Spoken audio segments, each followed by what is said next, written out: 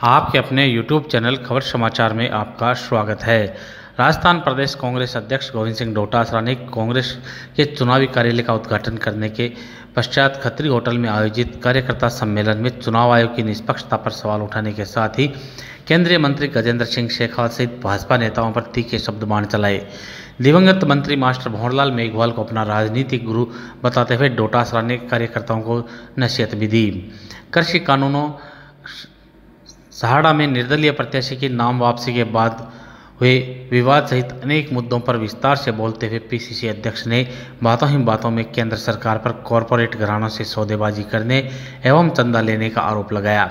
कार्यकर्ता सम्मेलन को उच्च शिक्षा मंत्री भंवर सिंह भाटी, बीकानेर संभाग प्रभारी नसीम अख्तर इंसाफ, सादुल शहर विधायक एडवोकेट जगदीश जांगीर, जिला अध्यक्ष भंवरलाल पुजारी, पूर्व प्रधान पूषाराम गोदारा, चुनाव प्रभारी रामचंद्र मुंड, जिला उपाध्यक्ष प्रदीप तोदी, जिला प्रवक्ता मोहम्मद इद्रिस गौरी, देहात अध्यक्ष विद्याधर बेनीवाल, पूर्व सभापति सिकंदर अली खिलजी ने संबोधित किया। कार्यकर्ताओं को संबोधित करते हुए कांग्रेस प्रत्याशी एडवोकेट मनोज मेघवाल ने कहा कि जिस प्रकार उनके पिता के समय जय निवास के दरवाजे सभी के लिए खुले थे, उसी प्रकार आगे भी सभी के लिए खुले रहेंगे। कांग्रेस पार्टी ने कार्यकर्ताओं के भरोसे पर विश्वास करते हुए प्रत्याशी बनाया है, इसलिए आज से अभी से सभी जुट जाएं और घर घर संपर्क कर मतदाताओं से कांग्रेस के पक्ष में मतदान करने की अपील करें।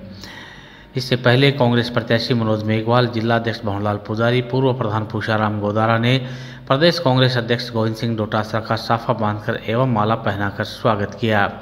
कार्यक्रम में नगर कांग्रेस अध्यक्ष रामोतार शर्मा, युवा कांग्रेस के पूर्व अध्यक्ष अनिल मिश्रा, उप सभापति अमित मारोठिया, इकबाल खान, रामपाल यादव, फारूक भुट्टा, महेंद्र गोदारा, मुकुल मिश्रा, इरफान खान, दीपक कौशिक, तरुण सियोता, हंसराज पुजारी, यशोदानंदन पुजारी, मनोज पुजारी, रामनारायण प्रजापत, नवीन सिल्लू, महावीर मंडा, मनोज गुलेरिया, अनुज पारिक, बजरंग सेन, ओम प्रकाश ऑपरेटर, सिराज खान, अमित जैन, इरशाद गौरी, मनोज मित्तल, बिलाल बुरहान, एडवोकेट सुरेश शर्मा, सौरभ पिंपलवाल, लियाकत खान, जाकिर क्याल, जगदीश भार्गव, संजय ओझा, संजय आर्य, मदन सोनी, मौसिम खान, जुलकर खान, आशिफ खान सहित अनेक कार्यकर्ता उपस्थित थे।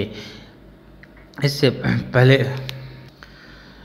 कार्यकर्ता सम्मेलन का संचालन चुनाव प्रभारी डूंगरराम गेदर एवं गोपालपुरा सरपंच सविता राठी ने किया। ताज़ा तरीन समाचारों से रूबरू होने के लिए आप देखते रहिए आपका अपना पसंदीदा यूट्यूब चैनल खबर समाचार।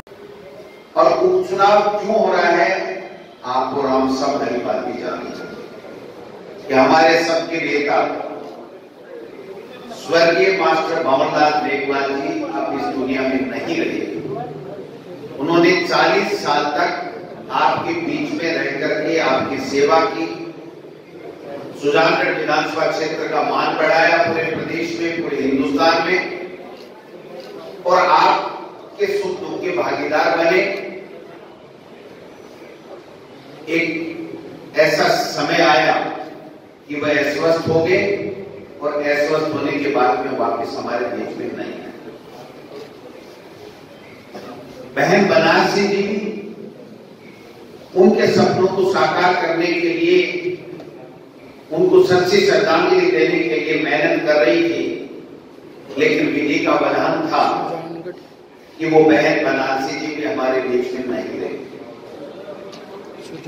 आप समझ सकते हैं, एक परिवार से दो वो लोग जिन्होंने हमेशा आपके बीच में रह करके आपके आशीर्वाद से आपकी सेवा करने के संकल्प के साथ में काम किया हो, आपके सुख दुख में भागीदार बने हो और आपके विकास के पंख लगाए हो, वो बीच में अगर नहीं रहे, इसकी आत्मा थी। मास्टर भंवरलाल जी का योगदान पूरे प्रदेश में नहीं बल्कि पूरे देश की कांग्रेस में था। आपको पता होगा कि मास्टर भंवरलाल जी को जब मंत्री बनाया गया तो हमारे नेता राहुल गांधी जी ने कहा कि मैं आपको मंत्रिमंडल में देखना चाहता हूं, क्योंकि आप उस गरीब के साथ में हमेशा खड़े रहते हैं जिसको हमेशा जरूरत रहती है। इसलिए मैं आपको ऐसे विभाग का मंत्री बना रहा हूं कि जो दुख, जो गरीब के किसी भी तरीके की सहायता देने में सबसे बड़ा अगर डिपार्टमेंट है तो वो सामाजिक न्याय का, सब समाजों को न्याय देने वाला मंत्रालय है। उसको देख करके हमारी सेवा के लिए उनको सौंपा, लेकिन वो अब बीच में नहीं रहे। अब चुनाव आ गया, चुनाव में सरकार आपके आशीर्वाद से कांग्रेस से बनी हुई है। आप सबकी मेहनत के कारण से कांग्रेस की सरकार बनी थी। 2 साल से जो बेहतर काम कर रहे हैं हमारी सरकार, वो सब आपके सामने है। 7 साल से जो केंद्र में मोदी जी और अमित शाह की सरकार काम जिस तरीके से कर रही है वो आपके सामने है। हमको गांव के लोगों में, खेत खलियान में, ढाणी में, वार्ड में, गली में, मोहल्ले में केवल एक बात करने की आवश्यकता है कि मास्टर भवनलाल जी और कांग्रेस क्या है और मोदी जी और एनडीए गवर्नमेंट किस प्रकार का शासन कर रहे हैं। उनकी सोच में हमारी सोच में कितना फर्क है, ये बात गांव में, ढाणी में बैठे, खेत खलियान में बैठे लोगों को बतानी पड़ेगी। दोनों को मौका मिला है। कांग्रेस पार्टी को भी मौका आपने यहां दिया, पहले भी 8 से 13 में दिया, और मोदी जी को दूसरी बार केंद्र में सत्ता लेकर के मौका दिया है। लेकिन केंद्र की सरकार के, मोदी जी के, अमित शाह जी के वादे जो आपसे किए गए वो कितने सच्चे साबित हुए। और हमारी सरकार ने, कांग्रेस की सरकार ने पहले यूपीए की जब सरकार केंद्र में थी तो कितने वादे किए और कितने पूरे किए। और आज 2.25 साल से यहाँ पर अशोक गहलोत जी के नेतृत्व में जो सरकार चल रही है उसने क्या वादे किए और वो कितने पूरे किए, ये बात हमको गांव-गांव, ढाणी-ढाणी को बतानी पड़ेगी। बताने से ही पता चलता है, सबको घर बैठे पता नहीं चलता है। अपने को चर्चा करनी पड़ेगी कि मोदी जी आप महंगाई कम करने की बात कर रहे थे, आपने कितनी महंगाई कम की, पेट्रोल क्या था, डीजल क्या था, गैस क्या थी, लोहा कैसे था, सीमेंट क्या भाव थी, किस तरीके की क्या क्या महंगाई आपने कम की। आपने जो वादा किया था कि पेट्रोल 50 रुपए बिक रहा है, तेरा काका जी सो चला गया, कर ले मोदी जी को जोर। देश के प्रधानमंत्री इस तरीके की लैंग्वेज यूज करें। सभाओं में आपने देखा होगा ऐसे कांग्रेस ने देश को आजाद कराया और विश्व के अग्रणी देशों में पहुंचाने का काम किया। कहां थे कल कारखाने, सड़कें, विश्वविद्यालय, स्कूलें, कहां थे आप बताइए, बांध कहां थे? ये मोदी जी ने नहीं बनाए, आरएसएस ने नहीं बनाए, ये कांग्रेस पार्टी की सोच थी। आपने देखा कि पाकिस्तान के 2 टुकड़े करके बांग्लादेश बना दिया, ये मोदी जी नहीं बना के गए। जो मोदी जी ये कहते थे कि मैं पाकिस्तान की तरफ लाल आंख निकाल करके कहता हूं कि मैं ये कर दूंगा, चाइना हिम्मत नहीं कर पाएगा। आज पाकिस्तान भी की तरफ भी आप लाल आंख करके नहीं देख रहे हैं और चाइना का भी कोई इलाज आपके पास में नहीं है। ये समझना पड़ेगा। कहां गए 2 करोड़ बेरोजगार? 1 साल में 2 करोड़ बेरोजगार, कहां है उनको रोजगार? रोजगार की कोई बात नहीं है, महंगाई की कोई बात नहीं है। किसान की आमदनी दोगुनी कर देंगे, कर दी क्या किसान की आमदनी दोगुनी? आते ही एनडीए 1 आई, भूमि अधिग्रहण कानून के साथ छेड़छाड़ी की गई। और ये तो राहुल गांधी और किसान संगठन और कांग्रेस खड़ी हुई कि उनको मजबूर कर दिया तो भूमि अधिग्रहण के कानून में संशोधन नहीं कर सकते। आज दोबारा आए, किसानों के ऊपर 3 काले कानून ला दिए, नोटबंदी कर दी, जीएसटी ला दी, व्यापारी तबाह, किसान परेशान, मजदूर के पास मजदूरी नहीं, बेरोजगार के पास में रोजगार नहीं, महंगाई कम नहीं। तो आपको ये सूट बूट पहन करके महंगी और हवाई जहाजों में विदेशों के दौरे करने के लिए देश का प्रधानमंत्री नहीं चुना था। आपको सेवा करने के लिए, बच्चों को नौकरी देने के लिए, महंगाई कम करने के लिए और किसानों की आमदनी दोगुनी करने के लिए चुना था। आपकी बातें कहीं भी सार्थक साबित नहीं हुई, सच्ची साबित नहीं। जब दोबारा चुनाव आया तो वही मोदी जी जो ये कहते थे कि 70 साल में कांग्रेस ने हिसाब नहीं दिया, मैं 5 साल के हिसाब दूंगा, उनका कोई हिसाब नहीं दिया। आपको मिला हो तो बता दो। जब चुनाव आया तो सेना के सोए के पीछे छुप करके उन्होंने वार किया और वो सफल हो गए और दोबारा भारत सरकार में केंद्र में काबिज हो गई। आज 2.25 साल से आपके आशीर्वाद से बनी हुई सरकार कांग्रेस की है। राहुल गांधी जी हमारे नेता, उन्होंने वादा किया था कि किसान का कर्जा माफ करूंगा। आपने देखा होगा कि कोऑपरेटिव का जो कर्जा है वो तमाम माफ कर दिया गया आप सबके सामने। आज 50,000 रुपए तक का जो वादा उन्होंने किया था बीजेपी ने, उसके लिए 8,000 करोड़ में से 2,000 करोड़ दिए, बाकी के पैसे हमारी सरकार आने के बाद में हमने दिया।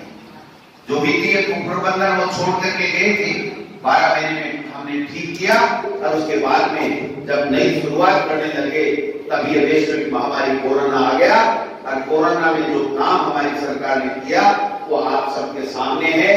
पूरे विश्व में एक चर्चा है कि राजस्थान में जितनी कम मृत्यु दर है उनके लेके थे, पहले वो लेकर के आए। मैं ज्यादा लंबी छोटी बात नहीं कर रहा, लेकिन ये बातें इसलिए बतानी जरूरी है कि आप मैन वो कार्यकर्ता हो जो चुनाव में जो एक व्यक्ति के रीढ़ की हड्डी होती है वो आप लोग हो। आप गांव में जाओगे, आप गाड़ी में जाओगे, गली मोहल्ले में जाओगे, लोगों से चर्चा करोगे तो आपको फर्क बताना पड़ेगा कि हमारे में और उनमें कितना फर्क है, कांग्रेस में और भारतीय जनता पार्टी में कितना। भारतीय जनता पार्टी तो रही नहीं, मोदी सरकार हो गई। अगर कोई एमपी या कोई केंद्र का मंत्री केंद्र की भाजपा सरकार या एनडीए सरकार कह देता है तो उसकी शाम को पेश हो जाती है, उसको मोदी सरकार बोलना पड़ता है। आप समझ सकते क्या कर रहे हैं, देश में किस तरह का माहौल पैदा कर दिया होगा। आज चुनाव आयोग निष्पक्ष नहीं रहा, आप देख सकते हैं चौथा चुनाव क्यों नहीं हुआ वल्लभनगर का। पूछना चाहता हूं मीडिया के माध्यम से, मैं मोदी जी से और अमित शाह जी से, चुनाव आयोग से पूछना चाहता हूं कि क्यों नहीं किया आपने ये चुनाव, चौथा चुनाव आयोग घोषित क्यों नहीं किया। वो इसलिए नहीं किया गया कि उसके साथ में डेट हरियाणा में हुई थी और अगर वो चुनाव कराते तो हरियाणा में उपचुनाव कराने पड़ते और अगर हरियाणा में चुनाव कराते तो इनको भारतीय जनता पार्टी के लोगों को गांव में नहीं घुसने देते। क्योंकि 120 दिन से जो किसान बैठा है भूखा प्यासा, ठंड में, गर्मी में, रात को बिना कोई सहारे, बिना कोई बेड, आप समझ सकते हो कि उसमें क्या बीत रही है। लेकिन ये हर घर बीता आप सबके सामने है। इसलिए ये मैसेज देना है कि मोदी जी जो आप चाहोगे वो नहीं कर पाओगे। मैं आपसे इतना ही निवेदन करना चाहता हूं कि आप स्वयं बता दीजिए कि कोई भी चुनी हुई सरकार कभी जनता से जिद नहीं करती, अपने मतदाताओं से जिद नहीं करती है। अगर मतदाता कहता है कि मुझे ये चीज नहीं चाहिए तो जबरदस्ती पिलाने का काम अगर मोदी जी कर रहे हैं तो दाल में कुछ डाला है, अपने चंद उद्योगपति मित्रों को फायदा देने के लिए है। किसानों के बिल का नाम है, ये कॉर्पोरेट घरानों का बिल है और चंद कॉर्पोरेट घरानों को फायदा देने के लिए, किसान की उपज के ऊपर डाका डलवाने के लिए ये बिल लाए जा रहे हैं। इसके अलावा कुछ भी नहीं है। आज कह रहे हैं कि वापिस नहीं लेंगे, संशोधन कर देंगे। वापिस तो कैसे लोगे? बंद कमरे में जो सौदा किया था देश में चुनाव लड़ने का और जो चंदा जी उद्योगपति मित्रों ने दिया था वो आपके गिरबान में हाथ डालेंगे कि बताइए मोदी जी हमसे किस बात का चंदा लिया था, हमसे क्या क्या वादे किए थे कि किसान के उपज के ऊपर हम लोग आपका कब्जा करवा देंगे, वो कानून वापिस ले लेंगे। तो उनके वादे जो बंद कमरे में किए थे वो पूरे नहीं हो पाए। वरना कभी भी कोई सरकार जीती नहीं करती है। जब भूमि अधिग्रहण कानून हुआ था तब वापिस कैसे लिया था आप बताओ, संशोधन कर रहे थे। आज क्यों नहीं लेना चाहते? क्योंकि उस वक्त जमीन अलॉटमेंट की बात की पूंजीपति मित्रों को, लेकिन अब की बात तो उनसे इन्वेस्टमेंट करवा लिया गया और लाखों करोड़ रुपए का इन्वेस्टमेंट करने वाले उनके पूंजीपति मित्र उनके गिरबान पकड़े में बैठे हैं कि मोदी जी और अमित शाह इस तीनों कानूनों को जो हमारे फायदे के लिए लाया गया था ये किसान के लिए कह करके आप इसको वापिस नहीं ले सकते हो, इसलिए मोदी सरकार इसको वापिस नहीं ले। आप समझना पड़ेगा हम सब। और अंत में मैं जो बात कहने के लिए आपके पास में आया हूं वो एक ही है कि कि मास्टर भंवरलाल जी नहीं रहे, बनारसी जी नहीं रही। मेरे उनके साथ में जो संबंध थे मैं बता नहीं सकता। वो वैसे मास्टर थे, लेकिन मैं राजनीतिक गुरु उनको बताता था और राजनीतिक गुरु मेरे थे। हमेशा कोई भी बात किसी भी तरह की होती थी तो मैं उनके पास में जाता था कि मास्टर साहब क्या करना चाहिए, मुझे क्या करना है। तो वो कहते थे डोटासरा चिंता मत कर, तू लंबी रेस का घोड़ा है, पीठ पीछे मैं खड़ा हूं, आपको चलना पड़ेगा। आज मास्टर साहब तो नहीं रहे, लेकिन इस कांग्रेस पार्टी ने, हमारे आला कमान ने आज प्रदेश का अध्यक्ष बना दिया। मास्टर भंवरलाल जी की सही मायने में वो जो सही बात थी वो साबित हो गई कि मैं समझता हूं मेरे जैसे एक छोटे से कार्यकर्ता को जिन लोगों ने मास्टर भंवरलाल जी जैसे नेताओं ने आगे बढ़ाया, आज मुझे प्रदेश अध्यक्ष के पद पर काम करने का, कार्यकर्ताओं के साथ में मिलकर के काम करने का मौका मेरी पार्टी ने दिया है। ये कांग्रेस पार्टी है जो इस प्रकार के मौके कार्यकर्ताओं को देती है। मनोज मेघवाल को जब प्रत्याशी बनाया तो मैं सही मायने में कह रहा हूं, मेरे आंख में खुशी के आंसू थे, गम के आंसू। तो जिस दिन मास्टर भंवरलाल जी के मैं फूल चढ़ाने आया था अंतिम अंत्येष्टि में, उस दिन मेरे आंसू थे उदासी के, रुआसी के। और जब मनोज मेघवाल को उम्मीदवार घोषित किया पार्टी आला कमान ने, तो खुशी के आंसू थे कि हाँ, पार्टी का सही निर्णय हुआ है। सोनिया गांधी जी ने, राहुल गांधी जी ने सही निर्णय किया है कि उनके अधूरे सपनों को अगर कोई आगे पंख लगा सकता है तो वो मनोज मेघवाल है, आपका अपना है। ये जो भाषण देता है ना, तो मेरे लिए जो मास्टर भंवरलाल जी कह रहे थे वो बात मैं कहना चाहता हूं उस मंच के माध्यम से। मास्टर भंवरलाल जी कहते थे कि तू लंबी रेस का घोड़ा है, तेरे को कोई नहीं हराएगा। तो मैं कह सकता हूं आप मनोज मेघवाल लंबी रेस का घोड़ा है, इसको आगे बढ़ाइए। आपको पीछे मुड़ करके नहीं देखना पड़ेगा, आपको पीछे मुड़ करके नहीं देखना पड़ेगा, चिंता करने की बात नहीं। बहुत अच्छा बोलता है और एक नेता का बेटा है, इतने दिन छुपा हुआ रह जाए, इतने दिन छुपा हुआ रह जाए तो वो उनकी इंसानियत बयां करती है। ये बात कि इतना अच्छा लगता है कि कभी इसने राजनीति में इंटरफेस नहीं किया, इसीलिए आज सब एक दाजन के ऊपर आप बैठे हो। ये इसी का परिणाम है कि मनोज मेघवाल के लिए किसी के मन में कोई फर्क नहीं है। चाहे भाट साहब से किसी की नाराजगी रही हो, चाहे किसी काम को लेकर के नाराजगी हो गई हो, चाहे उनको किसी बात से वोट नहीं दिया हो, लेकिन आज जो फिर से आवाज आ रही है कि हम मनोज मेघवाल को जरूर वोट देंगे, तो ये इनकी भलवानी सत्ता का परिचय है, ये इनकी सादगी और सज्जनता का परिचय है। कि मैं समझता हूं ऐसे व्यक्ति को राजनीति में आने का चाहे किन्हीं भी परिस्थितियों में मौका मिला, आज मौका मिला है, इस मौके को चूकना नहीं है। और ये भारतीय जनता पार्टी को ये बता देना है कि मास्टर भंवरलाल चाहे यहां से शरीर नहीं होगा, लेकिन उसकी आत्मा देख रही है कि हम उनके किए हुए एहसानों को कभी नहीं बोलने वाले हैं, उनके किए गए विकास कार्यों को कभी नहीं बोलने वाले हैं। हम बनारसी जी ने जिला प्रमुख रहते हुए जो सेवा की थी, उसको हमारे सबके साथ कंधे से कंधे मिलाकर के जो हमारे सुख दुख में भागीदार बनते थे, उसको हम भूलने वाले नहीं है। हम मनोज मेघवाल को मान साहब 39 से जीतेंगे, 40,000 वोटों से जिता करके राजस्थान की। ये मेरे को कह रहे हैं कि मैं लक्ष्मणगढ़ से ज्यादा ध्यान रखूंगा। भाई जब मैं नामांकन रैली में ये बोल चुका कि सुजानगढ़ विधानसभा क्षेत्र का एक भी काम चाहे लक्ष्मणगढ़ का रुक जाए, लेकिन आपका नहीं रुकेगा। न व्यक्तिगत काम रुकेगा और मेरे डिपार्टमेंट में तो रुकने का ध्यान ही। आप बताओ कितने स्कूलें कर्मोन्नत हुई, कितने विषय कर्मोन्नत हुए, कितने ट्रांसफर हुए, और जो रह गए 17 अप्रैल आपका 2 मई चुनाव आयोग का रिजल्ट करने का और 3 मई को भाई मनोज मेघवाल लिस्ट लेकर के आ जाना।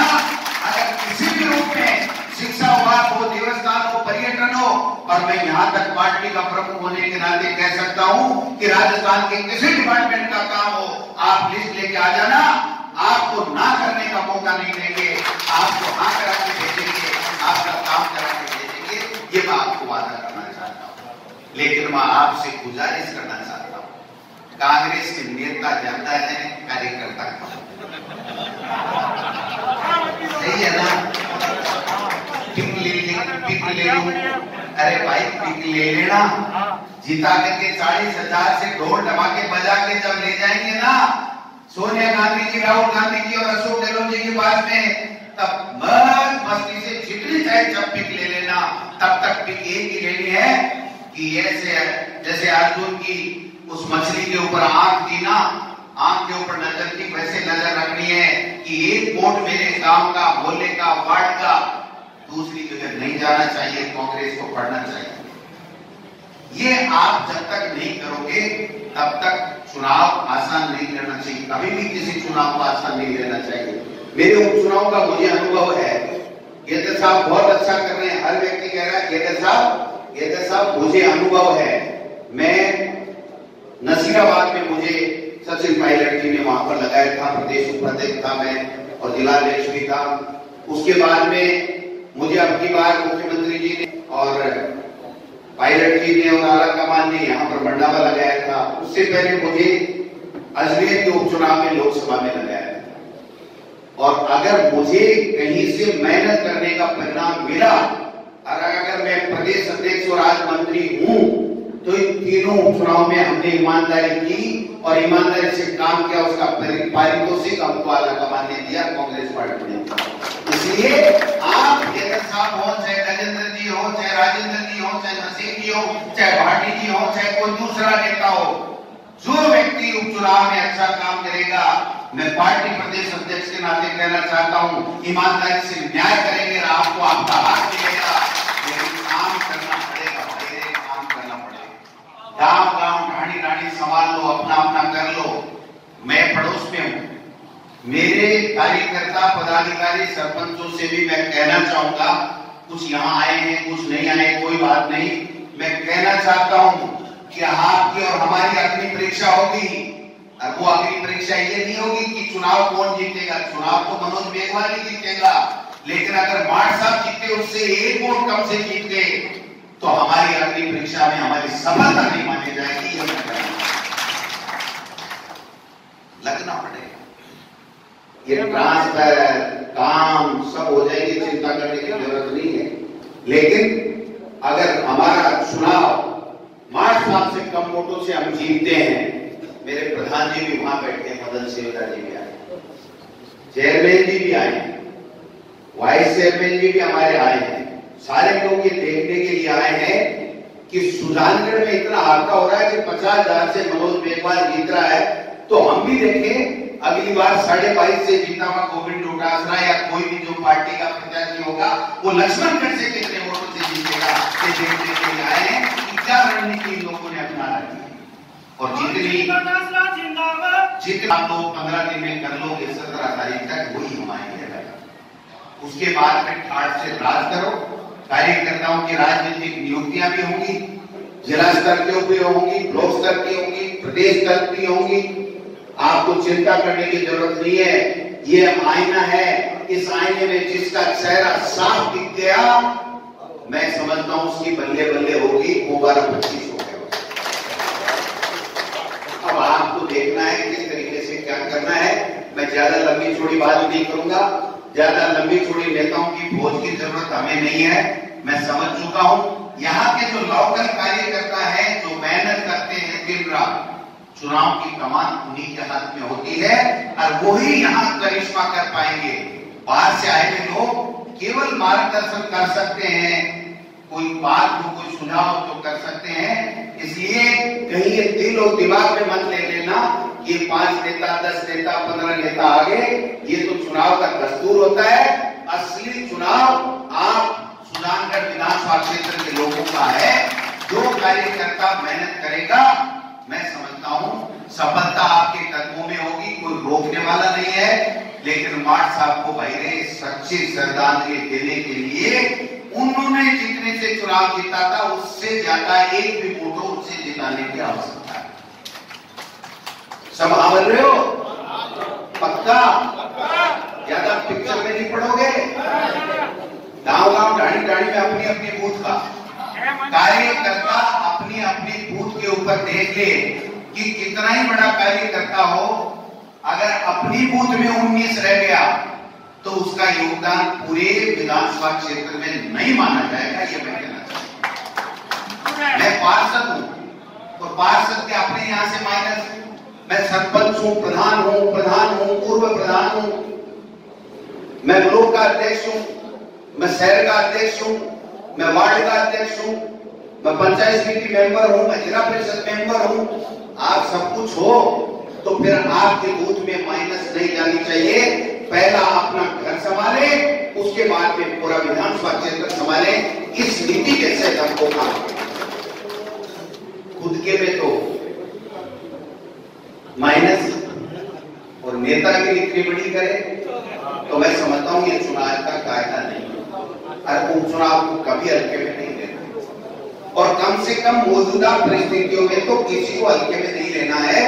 आपने देखा सहाड़ा में किस प्रकार से पहले निर्दलीय प्रत्याशी जिसके 20,000 वोट आए लालूराम पितरिया, उस व्यक्ति को पहले भारतीय जनता पार्टी धोखे से ज्वाइन कराई गई कि आपकी टिकट मोदी जी और अमित शाह ने फाइनल कर दी है, आप भारतीय जनता पार्टी ज्वाइन कर लीजिए। जब उन्होंने ज्वाइन कर ली, उसकी टिकट काट ली, जब उन्होंने निर्दलीय नामांकन भरा तो जो उनके साथ में सलूक किया गया, उसके परिवार के साथ में सलूक किया गया, उसके जो व्यवसायिक प्रतिष्ठानों पे छापे डाले गए, उसके परिवार को धमकी दी गई कि बर्बाद कर देंगे, आपका उद्योग तहस-नहस कर देंगे, आपको किसी दिन का नहीं छोड़ेंगे। उसके बाद में उसकी पत्नी, उसके बच्चे 3 दिन तक बिलखते रहे लालूराम पितरिया के कदमों में गिर के कि आप फार्म उठा लो वरना हमारा धंधा चौपट हो जाएगा, हमारी और आपकी जान को खतरा है। ये ऐसी संवैधानिक मर्यादाहीनता आज तक राजस्थान नहीं बल्कि हिंदुस्तान में कहीं नहीं हुई। ऐसा चुनाव आयोग कर क्या रहा, मेरे तो यही समझ में नहीं आ रहा।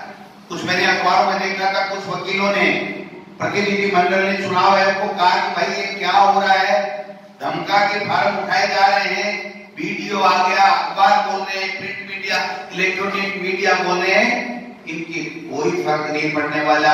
ये निर्लज है, निकम्मे हैं, गद्दार हैं, इतने नीच हैं कि आप समझिए इतने नीचे जा सकते हैं, इसकी कोई सीमा नहीं है। फिर इतना नीचे कोई जाता है क्या प्रजातंत्र में? आदमी चुनाव अगर लड़ना चाहता है तो उसको अधिकार है, इतने नीचे जाने की आवश्यकता नहीं होती है। और प्रजातंत्र ऐसा लगता है कि खतरे में है। जब प्रजातंत्र खतरे में है तो आपको सबको हमको समझना पड़ेगा, और इनको सबक सिखाने के लिए भाई मनोज मेघवाल को आपको वोट देकर के चुनाव जिताने की आवश्यकता है।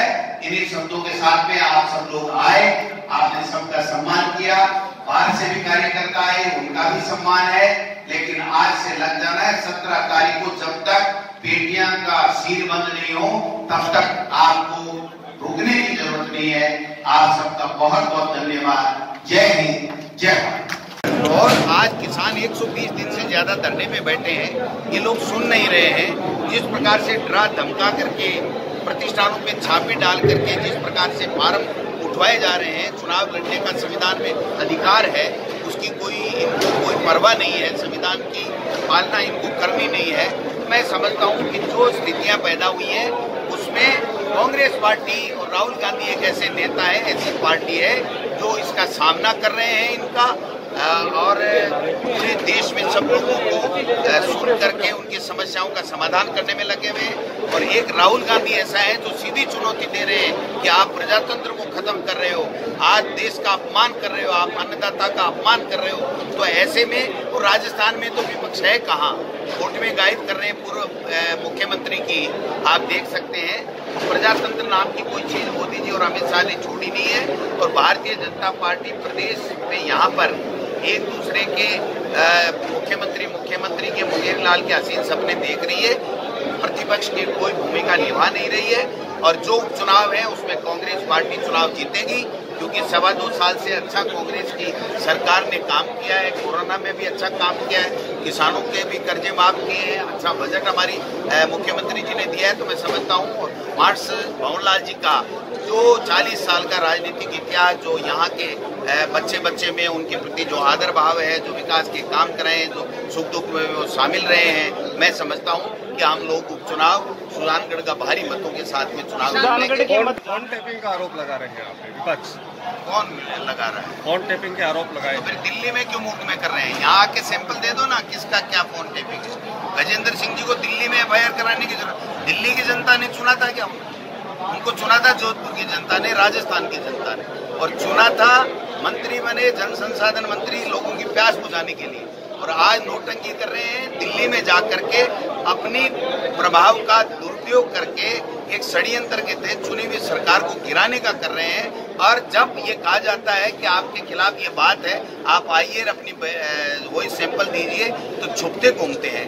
तो उनको थोड़ी बहुत भी अगर नैतिकता है, अगर थोड़ी बहुत भी उनमें नैतिकता है, तो उनको माफी मांगनी चाहिए कि हाँ, हमसे गलती हुई, सरकार गिराने का हमने षड्यंत्र किया, 5 साल अब सरकार चलेगी, हम दोबारा ये नहीं करेंगे, तब तो जाके समझ में आता है। असम बंगाल में आपने प्रचार किया, वहाँ किसान आंदोलन का प्रभाव है? बिल्कुल सब जगह है। मोदी जी और अमित शाह। और मैं सत्ता में आ जाऊंगा। अच्छा, क्या कहेंगे आप?